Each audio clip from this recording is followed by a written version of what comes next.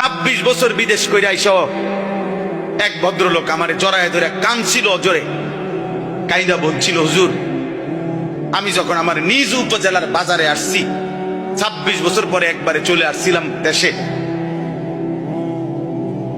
আমার বিবিরে নিয়ে বাজারে গেছি, পুরা বাজারের একটা রিক্সার ড্রাইভার পর্যন্ত, অটোর ড্রাইভার আমারে দেখায় কইডে ওই তাই জামাই। আমার বেডি এই পরিমাণ বাজারে বাজারে ঘুরছে, মানুষে এখন বেডির নামে আমারে চেনে, তাই জামাই।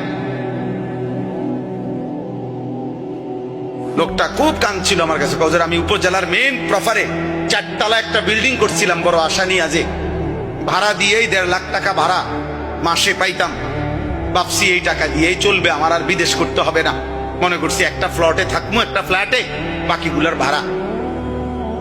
লজ্জায় মানুষের শেষ পর্যন্ত